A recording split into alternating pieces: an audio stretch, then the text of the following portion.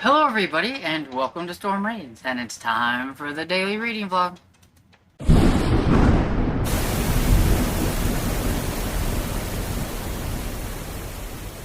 Hey everybody, coming in to update you before I go downstairs. And well, there's not a whole lot really to update. I didn't do a lot of reading last night. I didn't work any on the Executioner, but I did read a few pages of Bury Me Deep. I'm on chapter 6, which is page 66, so like I really haven't gotten very far. I watched the movie. Okay, so I have always wanted to watch The Howling. I've always wanted to watch it. Every time, I go to look for it, it's never free. It's always like, maybe they have Howling 2 or Howling 3, which is like the most ridiculous movie I've ever seen. It's up there with The Toxic Avenger, it really is. It's so stupid, but I wanted to watch the first one because I thought the first one would be, better. I know it was based on a book and all that kind of stuff, and now I don't know if I want to read the book because the movie was kind of disappointing. It was boring. It was not exactly what I thought it was going to be, I guess. Maybe I had it pumped up in my head. I don't know. But it has like a 6.5 out of 10 rating on Internet Movie Database, so it's pretty popular. Everybody likes it. And I'm just not quite sure why, I guess. The special effects were kind of cool for like 1981. I think that's when it came out. But it was just really slow.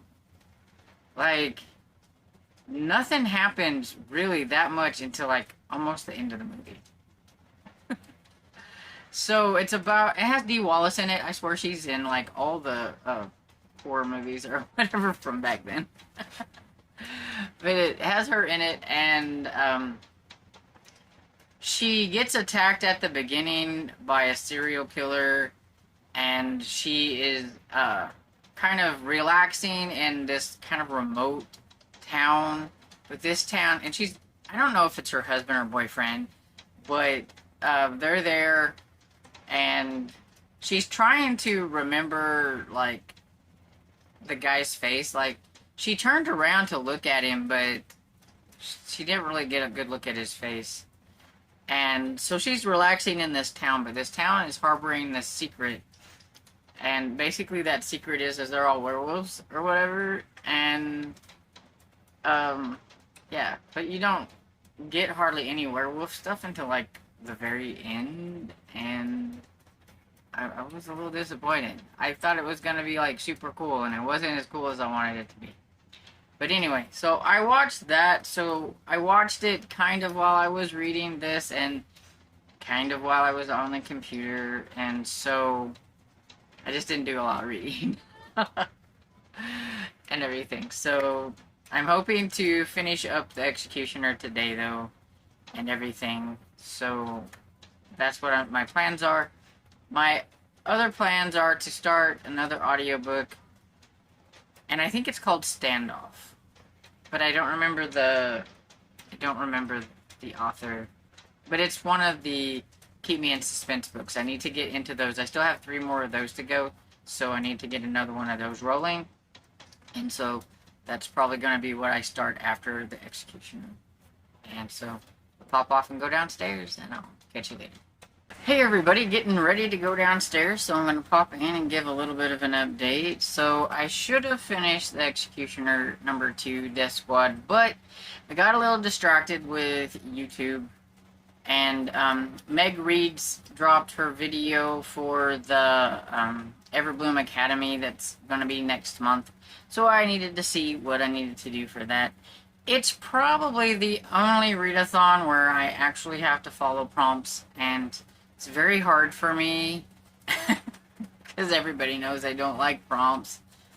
They're fairly broad enough that but there's some, like, a map with with water in it, or, like, that shows water or whatever. I have the hardest time finding maps in books in general, because I don't have a whole bunch of books that feature maps, so, like, fantasy and things. Within that, I just don't have the books here, so, like, middle grade fantasies that might have a map in them, I don't have them. I don't have them on my shelves, so it's very hard to find out if a book has a map. So needless to say, that's not my favorite prompt, and it seems to be one that she likes, because we've had a map prompt before. This one, all she did was add that it has to have like a body of water attached to it or in it or something, like a pond. It has to show something with water and everything. So I feel like out of all of them, that'll probably be the hardest one to figure out and to find something for. Everything else won't be that bad. I will probably have to make a giant pile of possibilities so that I can mood read the prompts and everything. Like if I have 3 books for each prompt, then maybe one of them will strike my fancy and everything.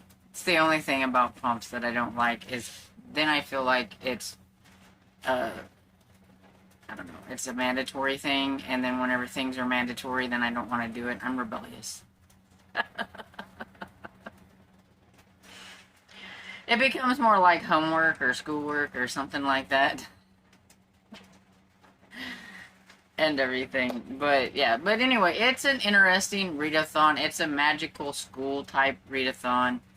And this is year 2. I did year 1 last year. So this year we get to pick our department. I'm going to be in the Department of Supernatural Investigations, I think it is. Something like that. And so each individual department has their own prompts after the main main classes. You have your main classes, then you have your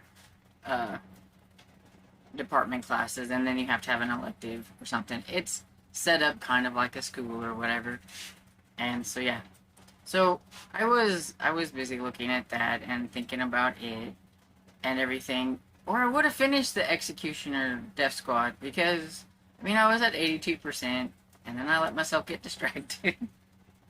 So I will be finishing that before I get back on here. I am going to listen to it. I'm not going to let YouTube distract me. I'm going to listen to it while I'm fixing supper. I am. We'll see, I guess. Good evening, popping in for the last clip. I have finished Death Squad by Dawn Pendleton, Executioner number 2. Yay. And it was cheesy fun. I mean, the number of people that were killed, that this Death Squad of 10 took down and everything is just, it's wild, and it's just cheesy fun and everything. I was right. They didn't all survive or whatever, which I figured. I mean, anytime you have some kind of action, like even a movie or whatever, you always figure somebody is not gonna make it out alive and everything. So yeah. But yeah, it was fun. In this one we have this policeman, Carl Lyons, and I think he's a little on the fence about how he feels about Mac Bolan. He's a young man. Seeing Mac take down a bunch of mafia and everything like that, it's kind of like, yes, he's doing things the vigilante style, and that's bad, but he's actually taking down these people, getting them off the street at the same time and everything, and so I think he's gonna be an interesting character and everything. I'm fairly certain, if I remember from just some brief looking at this and that he will be making probably a reappearance in some places. And then I started Standoff by, I believe it's Patricia Bradley, but you'll see the photo here because I can't remember exactly. I think that's her name. It's the first in the, I want to say it's the Nazchek something Ranger series, but I don't remember. Maybe I'll look it up and put it down here, but it's the first in the series.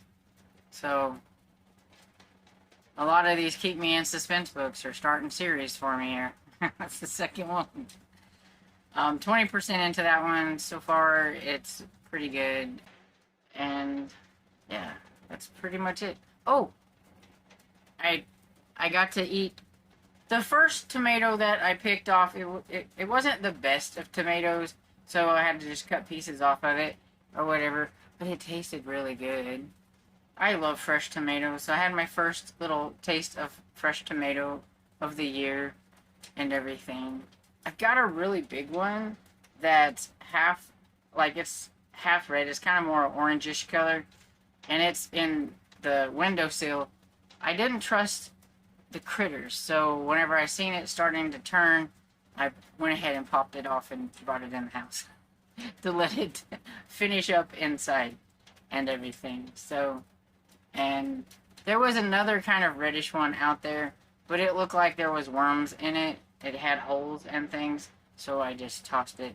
But there's still quite a few out there that could have the potential to turn colors, so hopefully, and everything. But I think my cucumber plant has about dried up.